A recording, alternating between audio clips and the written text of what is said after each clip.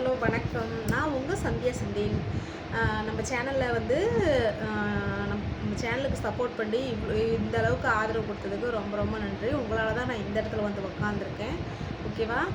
இந்த வீடியோ வந்து உங்களுக்கு பிடிக்கும்னு நான் நினைக்கிறேன். ஓகேவா? வீடியோவை ஸ்கிப் பண்ணாமல் பாருங்கள்.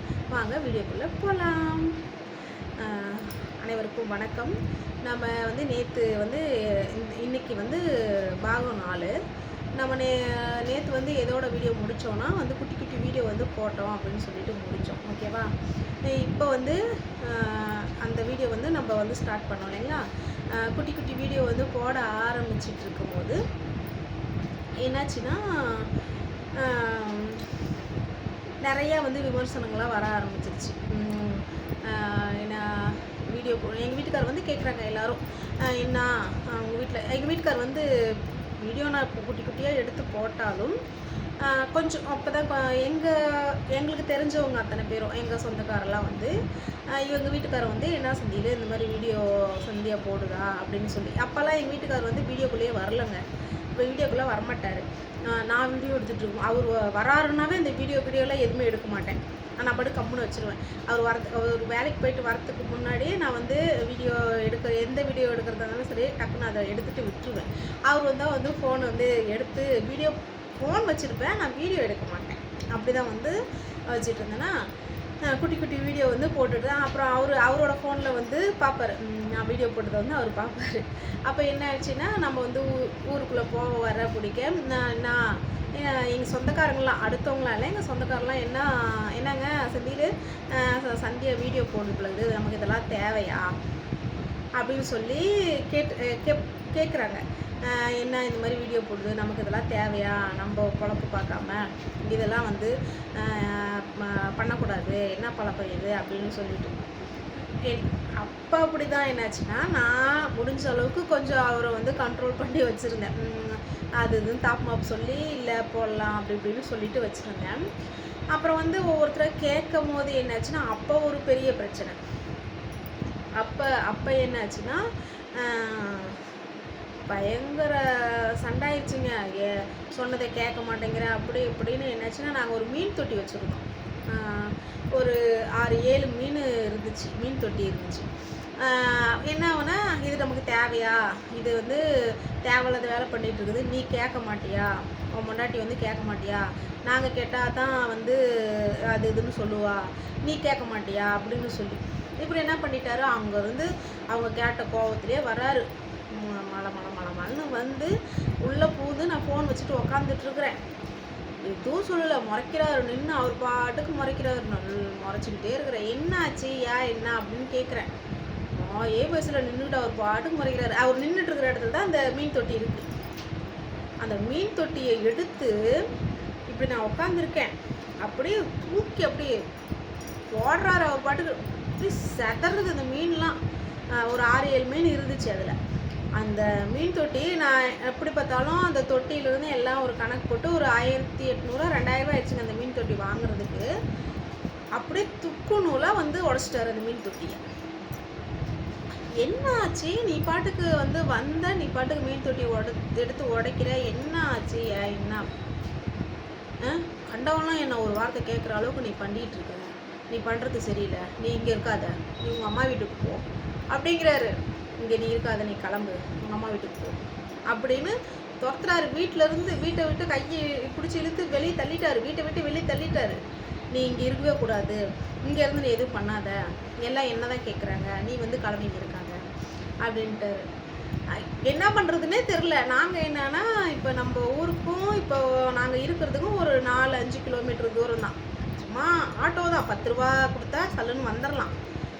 நான் இங்கே வந்து சொன்னாலும் என் வீட்டில் வந்து என்னாச்சுன்னா என் தம்பிங்க எங்கள் அப்பாவுக்கு எல்லாத்துக்குமே பிடிக்கல. எல்லாருமே வந்து எதிர்ப்புக்கு மேலே எதிர்ப்பு வந்து அந்த வீடியோஸ் வந்து நான் போட ஆரம்பித்ததுக்கப்புறம் எங்கள் அப்பாவுக்கு பிடிக்கல, என் தம்பிங்க பிடிக்கல, அப்போ எங்கள் அம்மாவுக்கு பிடிக்கல, எல்லாருமே வந்து என் மேலே எதிர்ப்பாக இருக்கிறாங்க. இப்போ வந்து வீட்டில் சண்டை ஆயிடுச்சு அப்படின்னு அப்போ நான் அங்கே போய் சொன்னாலும் அவங்களும் சேர்ந்து என்ன தான் திட்டுவாங்க. நீ பண்ணனதுனால தானே, நீ என்னமோ இப்படி பண்ணிகிட்டு இருக்கிற, இது நல்லா இருக்குதா அப்படின்னு சொல்லிட்டு அவங்க ஒரு பக்கம் வந்து கிளாஸ் எடுப்பாங்க. வந்து அவங்க வந்து நமக்கு அவங்க வந்து புத்தி சொல்லுவாங்க. நிறைய யோசிச்சுட்டு என்ன பண்ணுறதுனே தெரியலையே, என்ன பண்ணுறதுன்னு தெரில, இப்படி ஆயிடுச்சு. நம்ம வீடியோ போடுறதுக்கு வந்து இவ்வளோ ப்ராப்ளம் ஆகிட்டுருக்கு, என்ன பண்ணுறதுன்னு தெரிலன்ட்டு வீட்டை விட்டு வெளியே துரத்திட்டாரு. இங்கே துரத்திட்டு நீ கிளம்பு அப்படின்ட்டாரு. எனக்கு நான் கோவம் அவர் வீட்டை விட்டு துரத்தி விட்டாரே அப்படின்ட்டு எங்கே போகிறதுனே தெரிலங்க. இங்கே இந்த பக்கம் போனாலும் நமக்கு வந்து ப்ராப்ளம் தான், இந்த பக்கம் போனாலும் நமக்கு ப்ராப்ளம் தான். என்ன பண்ணுறது, நம்ம வந்து அவ்வளோ பெரிய தப்பு பண்ணிட்டோம் போல் அப்படின்னு நினச்சிட்டு நான் பாட்டுக்கு அழுந்துகிட்டே போகிறேங்க. எங்கேயோ நான் பாட்டுக்கு எங்கன்னு பழைய பஸ் ஸ்டாண்ட் பக்கமாக தான் இருக்குது. நான் பாட்டுக்கு அழுதுட்டு போகிறேன். எங்கே போகிறதுன்னு தெரியல, மெயினாக எங்கே போகிறதுன்னு தெரியல. கோவம் ஒரு பக்கம் வீட்டை விட்டு துரத்திட்டாரு அப்படின்ட்டு நான் பாட்டுக்கு அழுந்துக்கிட்டே போகிறேங்க. போயிட்டு பழைய பஸ் ஸ்டாண்ட் போயிட்டு நியூ பஸ் ஸ்டாண்டு, புது பஸ் ஸ்டாண்ட் வரலும் போயிட்டேன். புது பஸ் ஸ்டாண்டு போயிட்டு உட்காந்துட்டு அழுகுறேன். அங்கே பெஞ்சிங்லாம் இருக்கு இல்லைங்களா, உட்காந்துட்டு அழுகுறேன். எங்கே போகிறதுன்னு தெரில, வீட்டை விட்டு துரத்திட்டாரே அப்படின்னு சொல்லிட்டு. மனுஷன் ஒரு ஃபோன் பண்ணி கூட எங்கே இருக்கான்னு கூட கேட்கலைங்க. அப்போ எந்த அளவுக்கு வந்து என் மேலே வந்து கோவத்தில் வந்துருக்காருன்னு நீங்கள் பாருங்கள். நான் போயிட்டு உட்காந்து அழுந்துட்டு இருக்கிறேன். எல்லாரும் பார்க்குற மாதிரி, எல்லாரும் அவங்கவுங்க வேலையை பார்த்துட்டு இருக்காங்க. ஆனால் வந்து எல்லாரும் என்ன பார்க்குற மாதிரியே ஒரு ஃபீலு. என்ன பண்ணுறது. அப்புறம் என்னாச்சுன்னா திருப்பூர் பஸ்ஸு, திருப்பூர்னு பஸ்ஸுக்காரன் வந்து கத்திகிட்டு இருக்கிறான். இந்த தொட்டி செய்யலை இப்போது அந்த சிம்பு வந்து போயிட்டு இருக்கும்போது கிராஸ் பண்ணும்போது அந்த ஊரை பற்றி சொல்லிக்கிட்டே இருக்கிற மாதிரி, அந்த மாதிரி நான் உட்காந்து அழுந்துட்டு இருக்கிறேன். அவன் பாட்டுக்கு திருப்பூர் கத்துறான். அவன் பாட்டு கத்திட்டு இருக்கிறான். என்ன பண்ணுறதுன்னு தெரில அப்படின்ட்டு என்ன பண்ணிட்டேன்னா, என்கிட்ட வந்து அப்போ கையில் நிஜமாலுமே 10 பைசா இல்லைங்க. ஆனால் வந்து ஃபோனை கையில் எடுத்துக்கிட்டேன். ஃபோனில் வந்து இருக்குது 300 ரூபா காசு இருக்குது. நான் போயிட்டு நான் பாட்டுக்கு உட்காந்து அழுந்துட்டு இருந்தேன். திருப்பூர் சரி போகலாம், திருப்பூர் தான் போகலாம். திருப்பூர் தான் போனால் இந்த நமக்கு டைலரிங் தெரியும், ஏதோ நமக்கு தெரிஞ்ச வேலையில் நம்ம வந்து சேர்ந்துக்கலாம் அப்படின்னு சொல்லிட்டு போயிட்டேன். திருப்பூர் பஸ்ஸு ஏறிட்டேங்க. அப்போ நான் வந்து திருப்பூர் பஸ் ஏறும்போது கரெக்டாக மணி 3, மதியம் 3 மணி. பஸ் வந்து நான் டிக்கெட் எடுக்கும்போது கேட்டேன் எத்தனை மணி நேரம் திருப்பூர் போகும் அப்படின்னு சொல்லி கேட்டேன். அவங்க இருந்துக்கிட்டு திருப்பூர் வந்து 3 மணி நேரம் நிற்காமல் போனால் 2.5 மணி நேரம் 2.25 மணி நேரம், 3 மணி நேரத்தில் போயிருங்கம்மா. 3:30 மணிக்கு நீங்கள் 6:30 மணிக்கு நீங்கள் அங்கே இருப்பீங்க அப்படின்னு சொல்லிட்டாங்க. அன்னைக்குன்னு பார்த்தங்க மழை வருதுங்க. ஸோ அப்படி மழையாக பெய்யுதுங்க. அப்படி ஏற்கனவே ஒரு வாரமாக அந்த வாரமே மழையாக தான் பேஞ்சிட்டு இருந்துச்சு. ஆனால் அந்த அன்னைக்கும் வந்து மழை தான். பஸ் ஏறிட்டேன். அப்படி இப்படின்னு கொண்டு போய் 6:45 வந்து திருப்பூர் பஸ் ஸ்டாண்டில் இறங்கிட்டேன். நான் திருப்பூர் பஸ் ஸ்டாண்டில் இறங்கிட்டேன். பஸ் இறக்கி விட்டுட்டாங்க. நிற்கிறதுக்கு இடல. என் ஃபோனில் வேறு சார்ஜர் வேறு குறையுது.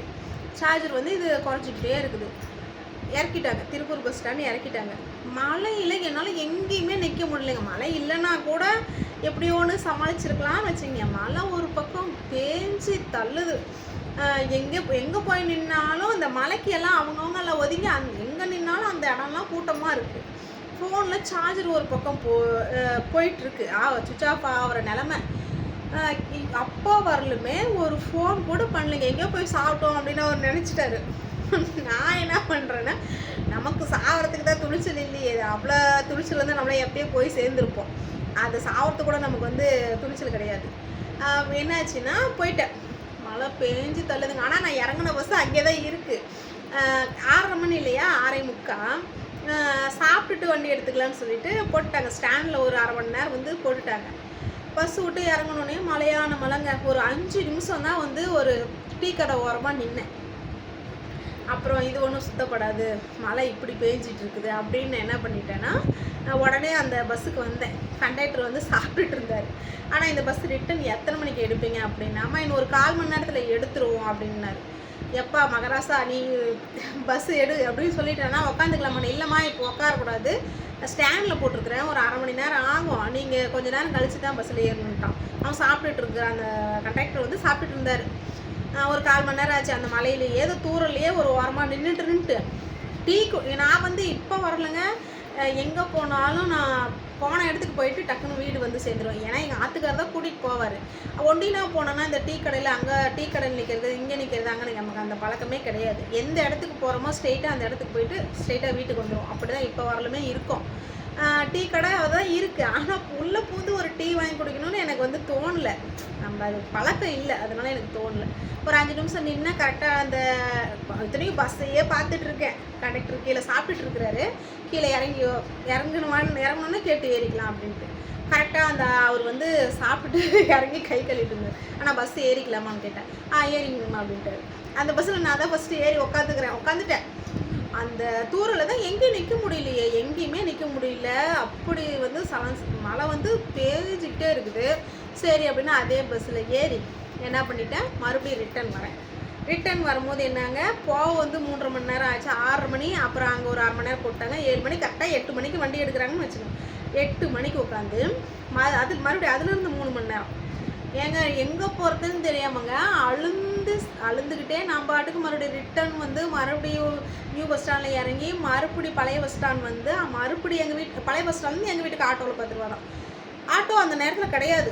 ஏன்னா மணி வந்து 8 மணிக்கு பஸ் எடுத்தாங்களா, 11:30 மணி ஆயிடுச்சு. பஸ்ஸு கிடையாது. அப்போ தான் வந்து எங்கள் பழைய பஸ் ஸ்டாண்ட் வந்து அப்போ தான் வந்து புதுசாக கட்டியிருக்காங்க. கடைங்கெல்லாம் ஒன்றுமே கிடையாது, விருசோடு இருக்குதுங்க. பஸ்ஸு வந்து ஸ்டாப் நிற்கிது. அதில் வந்து ஒரு 10 அதான் அப்போ இங்கே தானே எல்லாம் புது பஸ் ஸ்டாண்ட்லேயே எல்லாம் இறங்கிக்கிட்டாங்க. இதில் மிஞ்சி போனால் ஒரு 10-15 பேர் தான். இவ்வளோ தாங்க. இறங்கி நம்ம ஆட்டோ வந்து ஷேர் ஆட்டோ வந்து அவங்க வாடகை ஆட்டோ தான் இருக்குது. வாடகை ஆட்டோவும் ஒரே ஒரு ஆட்டோ 2 ஆட்டோ இருக்குது. ஒரு 2 ஆட்டோ இருக்குது. வந்து நான் பஸ் விட்டு இறங்கினா விருசோன்னு இருக்குதுங்க. பயமாக இருக்குது.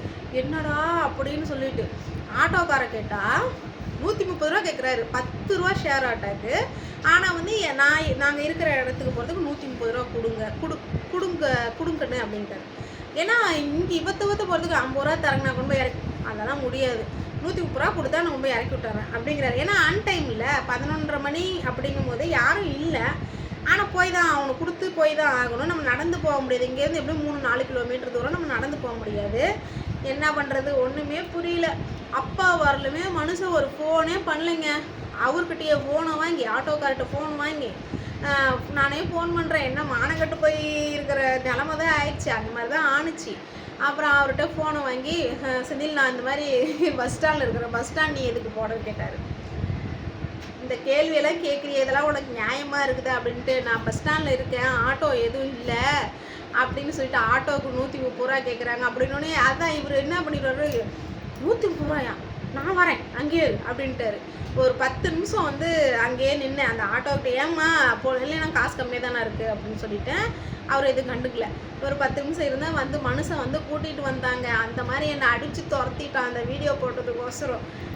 அதெல்லாம் நீங்கள் சொன்னால் எப்படின்னா உங்களுக்கு கேட்குறதுக்கு எப்படின்னு தெரில. நான்லாம் வந்து அப்போல்லாம் வந்து சிரிச்சிட்டு சொல்கிறேன். அப்போல்லாம் வந்து செத்து போயிடலான்னு கூட நினச்சேன். அந்த அளவுக்குலாம் வந்து அவ்வளோ பிரச்சனை ஆணுச்சுங்க. அவ்வளோ பிரச்சனையாகி அதிலிருந்து படிப்படியாக மீண்டு வந்து என்ன பண்ணுறது, சரி அப்புறம் என்னாச்சு, அதான் வந்து சொன்னலே ஒரு அக்கா வந்து பக்கத்தில் இருக்காங்க அப்படின்னு சொல்லிட்டு அவங்க வந்து சொன்னாங்க. ஆனால் என்ன விடுங்கண்ணா, அதான் இப்போ இவ்வளோ வீடியோ போட்டுருச்சு அந்த பொண்ணு. ஏதோ அந்த பொண்ணுக்கு நீங்கள் வந்து எதுவும் சொல்லலைங்க, கொஞ்சம் சப்போர்ட் பண்ணுங்கள். நீங்கள் ஒன்றும் பண்ண வேணாம், அவளால் முடியுது, முயற்சி பண்ணுறேங்கிறா. நீங்கள் ஏன்னா அதுக்கு வந்து மறுப்பு சொல்கிறீங்க. யாராவது சொன்னால் கூட நீங்கள் தானே வந்து அவளுக்கு சப்போர்ட் பண்ணணும் அப்படின்னு சொல்லிட்டு அதே அப்படியே என்னாச்சுன்னா அவர் சொல்லலை. அப்பயும் அவர் நீ வீடியோ போடு அப்படின்லாம் சொல்லலை. நானே வந்து முடிஞ்ச அளவுக்கு சோலோவாக தான் என்னோடய வீடியோவில் போய் பாருங்கள். ஃபஸ்ட்டு ஸ்டார்ட்லலாம் நான் வந்து சோலோவாக மட்டும்தான் வீடியோ போட்டுட்ருந்தேன். என் வீட்டுக்காரெலாம் வரவே இல்லை. அப்புறம் வந்து சோலோவாக 1-2 வீடியோ போட்டுக்கிட்டே இருப்பேன். யார் என்ன வேணாலும் சொல்லிட்டோம் அப்படின்ட்டு.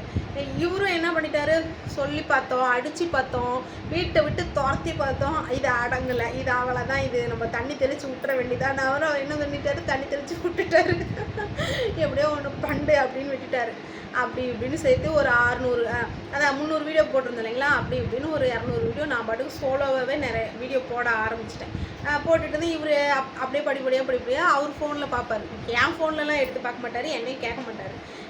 அதான் நான் சொல்லிட்டேன்ல, அவர் வீட்டுக்குள்ளே வந்துட்டாரு. நான் ஃபோன் வந்து நாட் அலோட், வீடியோஸ்லாம் நாட் அலோட் எடுக்கவே மாட்டேன், விட்டுட்டார். அவரோட ஃபோனில் வந்து பார்ப்பார் என்ன வீடியோ போட்டிருக்கா அப்படின்ட்டு பார்ப்பார். ஏன்னா யாருக்குமே பார்க்க மாட்டார். நான் எங்கேயாவது வெளியில் தானே போயிட்டேன்னா பார்த்துட்ருப்பார், இல்லை வேலைக்கு போன இடத்துல பார்ப்பார். அப்படி தான் வந்து ஓரளவுக்கு போயிட்டு இருந்துச்சுங்க. அப்புறம் தான் வந்து எங்கள் வீட்டுக்காரர் என்னோட சேர்ந்து வீடியோ போட்டதை வந்து நான் உங்களுக்கு நாளைக்கு சொல்கிறேன், ஓகேவா? இன்றைக்கி இந்த வீடியோ வந்து உங்களுக்கு பிடிச்சிருக்குன்னு நான் நினைக்கிறேன். இதில் எதனாவது கரெக்ஷன் பண்ணணும், இதில் எதனா இதாக இருக்குன்னா எனக்கு கமெண்ட் பண்ணுங்கள், ஓகேவா? Okay, thank you. எங்கள் வீடியோவுக்கு சப்போர்ட் பண்ணுறதுக்கு ரொம்ப நன்றி. நீங்கள் சப்போர்ட் பண்ணுறதுனால தான் நான் இந்த இடத்துல வந்து உட்காந்துருக்கேன், ஓகேவா? வீடியோவை ஸ்கிப் பண்ணாமல் பாருங்கள், சேனலுக்கு சப்போர்ட் பண்ணுங்கள், முடிஞ்சால் எல்லா வீடியோவுக்கும் லைக் பண்ணுங்கள். ஓகே, டாட்டா பாய். நம்ம நாளைக்கு மீட் பண்ணலாம், நாளைக்கு வீடியோவில் மீட் பண்ணலாம். ஓகே, டாட்டா பாய்.